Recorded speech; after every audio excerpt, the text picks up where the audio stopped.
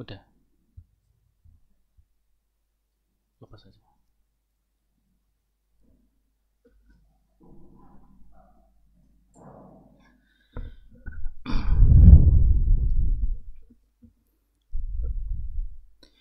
Bismillahirrahmanirrahim. Assalamualaikum warahmatullahi wabarakatuh. Alhamdulillah. Jamaah salat duhur rahimakumullah. Kita lanjutkan lagi kajian atau kultum ba'da duhur kita yang sebelumnya kita sudah membahas Al-Maqidu Al-Awwal, simpul yang pertama, min kitab Khulasati Ta'dhimil Ilmi, dari kitab Khulasah atau ringkasan memuliakan ilmu, yang ditulis oleh Syekh Al-Utsaimin hafizahullah ta'ala. Al-Maqidul Awwal, kemarin prinsip atau simpul yang pertama apa? Tadhiru winga'il tadhiru winga'il ilmi, yaitu membersihkan, mensucikan tempatnya ilmu, membersihkan wadahnya ilmu.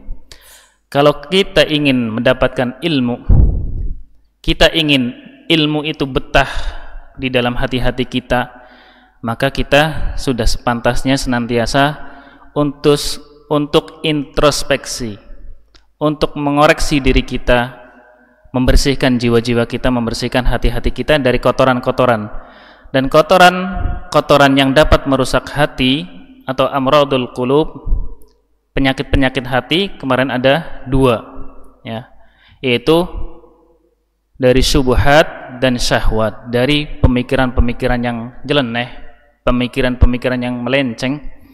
Begitu juga dengan syahwat.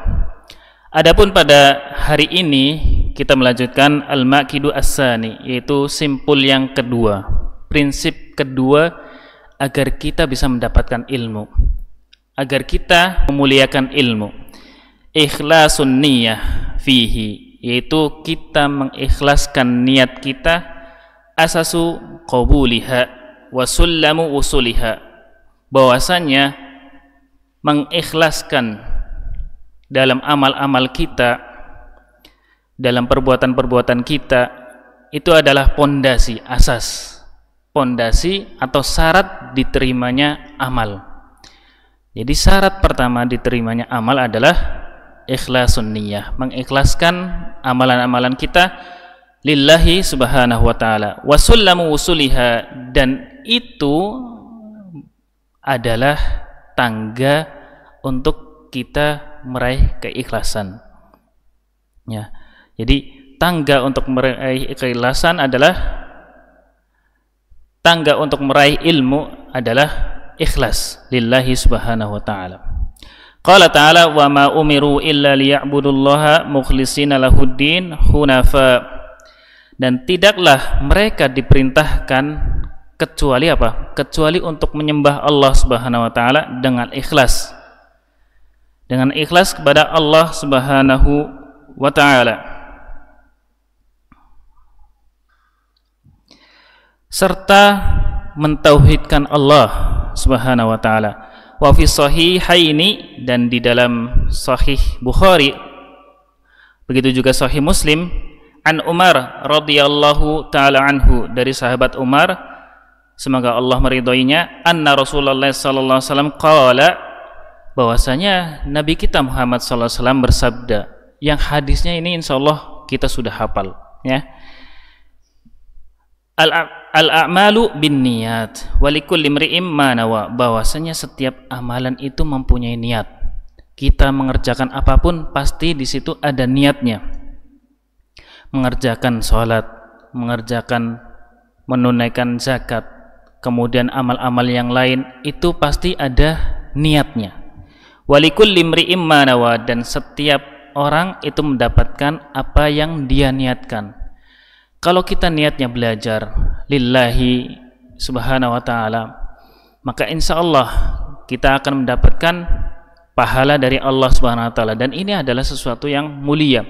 Adapun kalau kita niatnya dalam belajar adalah untuk mendapatkan kepentingan dunia, mendapatkan uang, mendapatkan kedudukan, atau mungkin mendapatkan agar bisa menikahi sang akhwat gitu ya, maka ini adalah tujuan-tujuan yang hina. Ya, tujuan yang mulia adalah mengikhlaskan dalam belajar untuk Allah Subhanahu wa taala. Kemudian saya melanjutkan, wa ma sabaqa man sabaq wala wasala man wasal minas salafis salih illa bil ikhlasi lillahi rabbil alamin. Dan para salaf, orang-orang terdahulu dari generasi orang-orang yang saleh, mereka mendapatkan kelebihan, keutamaan itu karena dengan niatnya lillahi subhanahu wa ta'ala. Karenanya mereka ada yang ahli fiqih ya, ahli hadis, itu adalah karena niat-niatnya yang ikhlas.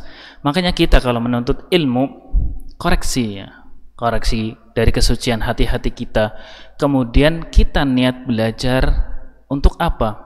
Untuk lillahi subhanahu wa ta'ala. Dan niat ini di dalam hati-hati kita itu senantiasa berubah.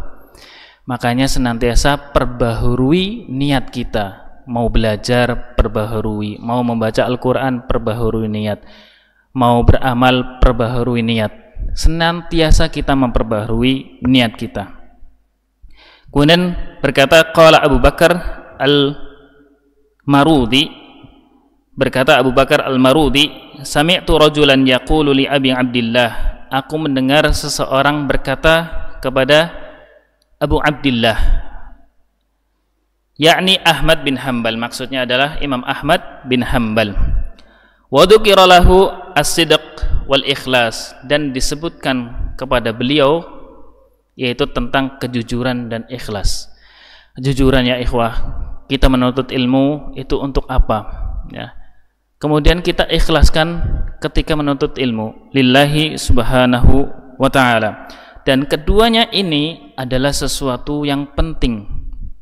Makanya di sini disebutkan faqala Abu Abdillah, maka berkatalah Abu Abdillah, bihadar tafa'al qaum, maka dengan kedua inilah suatu kaum itu menjadi mulia. Kalau kita ingin kemuliaan, maka hendaknya kita senantiasa memperhatikan kedua hal ini.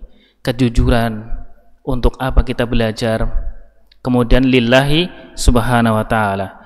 Wa innama yanalul mar'u al-ilma ala qadri ikhlasihi, bahwasanya seseorang itu mendapatkan ilmu itu sesuai kadar apanya? Kadar keikhlasannya. Maka keikhlasannya kalau sudah baik, maka dia mendapatkan ilmu yang baik. Kalau keikhlasannya masih terbagi-bagi, maka dia juga terbagi-bagi. Pikirannya terbagi-bagi untuk ini, untuk itu. Ya, karena keinginannya berbeda-beda. Wal ikhlasu fil ilmi yaqumu ala arba'ati usul. Dan kemudian Syekh menjelaskan di sini ada 4 hal, 4 sifat tentang ikhlas, agar ikhlas dalam menuntut ilmu. Apa itu? Biha tahaqqaqu niyatul ilmi lil muta'allim idza qasadaha. Maka dengan 4 hal ini kita dapat merealisasikan niat yang benar. Yang pertama, al-awwalu raf'ul jahli an nafsihi. Raf'ul jahli an nafsihi, yaitu mengangkat kebodohan dari dalam dirinya. Yang pertama apa? Raf'ul jahli an nafsihi, mengangkat kebodohan dari dirinya. Bita'rifiha ma 'alaiha minal 'ubudiyah, agar apa? Agar nantinya ketika dia mempelajari ilmu itu dia dapat mengetahui kewajiban-kewajiban kita, kewajiban-kewajiban dia sebagai seorang hamba. Dia dapat beribadah dengan baik kepada Allah Subhanahu wa taala. Wa iqafiha 'ala maqasidil amri wan nahyi, kemudian juga tahu mana hal-hal yang diperintahkan oleh syariat dan mana hal-hal yang dilarang oleh syariat. Yang kedua, agar kita dapat merealisasikan keikhlasan kita dalam menuntut ilmu, disebutkan di sini as-sani raf'ul jahli 'anil khalqi, yaitu mengangkat kebodohan dari orang lain, ya.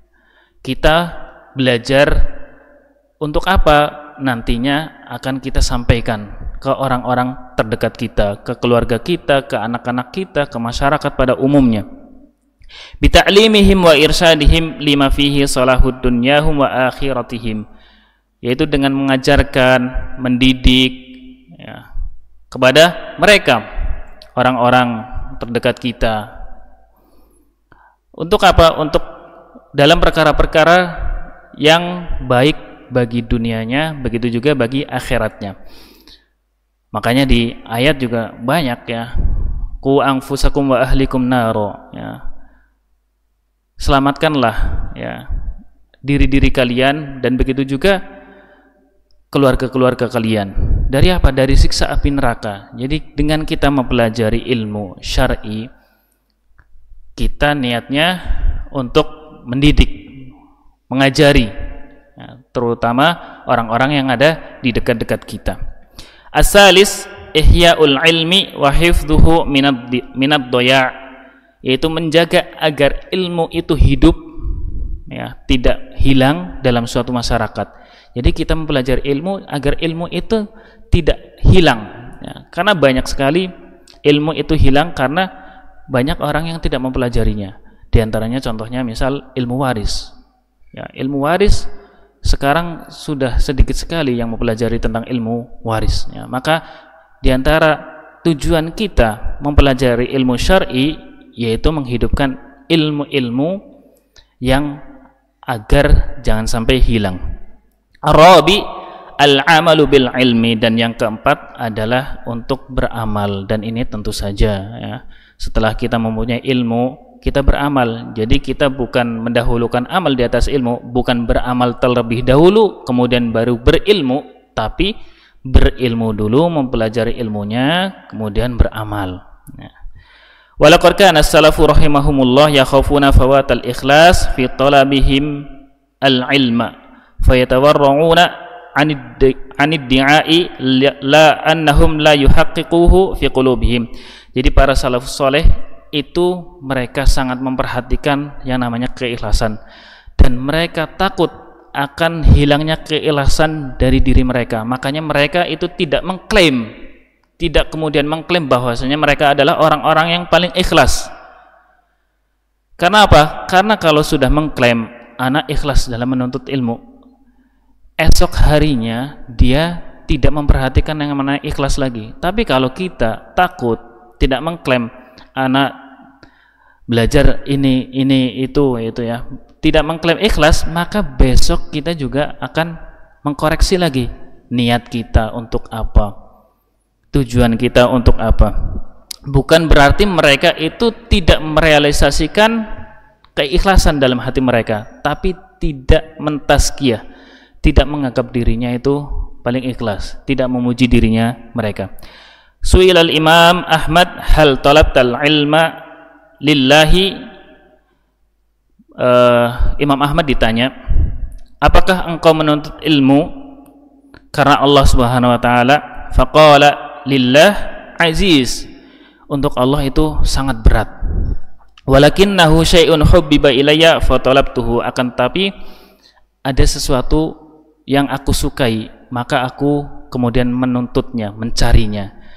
Jadi kita mencintai ilmu, ya maka kemudian kita carilah ilmu, tapi jangan lupa ikhlas, ya. Bukan berarti Imam Ahmad itu tidak ikhlas, tapi takut, tidak mengklaim keikhlasannya. Wa man dayya'al ikhlas fatahu ilmun kasirun wa khairun wafirun, barang siapa yang menyia-nyiakan keikhlasan, maka dia akan kehilangan ilmu yang banyak dan kebaikan yang berlimpah. Wa yanbaghi liqasidis salamah ayyatafaqqada hadal asal, maka sudah selayaknya bagi kita ini semua penuntut ilmu yang menginginkan keselamatan bagi hati-hati kita, bagi tujuan kita, maka memperhatikan keikhlasan kita. fi umurihi kulliha, dalam segala urusan, dalam setiap perkara, daqiqiha wa jaliliha, baik urusan-urusan yang sepele, urusan-urusan yang kecil maupun urusan-urusan yang besar, sirriha wa alaniha, baik itu yang tersembunyi maupun juga yang nampak. Jadi kita diminta untuk senantiasa mengintrospeksi, mengoreksi diri kita, memperhatikan niat-niat kita apakah untuk Allah Subhanahu wa taala atau tidak. Qala Sufyan Ats-Tsauri, ma 'alajtu syai'an asadda 'alayya min niyati li'anha tataqallabu 'alayya. Jadi Sufyan Ats-Tsauri berkata bahwasanya tidak ada sesuatu pun yang lebih aku susah untuk mengobatinya kecuali niat. Kenapa? Karena niat itu senantiasa berbolak-balik. Maka sudah selayaknya kita, ya, kalau hendak belajar, hendak beramal, hendak melakukan ibadah-ibadah, senantiasa diiringi niat, ya, senantiasa koreksi niat-niat kita. Mau belajar niat, mau mengajar niat, mau baca Al-Quran, koreksi niat-niat kita. Wallahu ta'ala alam. Ini yang dapat kami sampaikan. Kita akhiri dengan membaca doa karutul majlis. Subhanakallahumma wa bihamdika asyhadu an la ilaha illa anta astaghfiruka wa atubu ilaik. Assalamualaikum warahmatullahi wabarakatuh.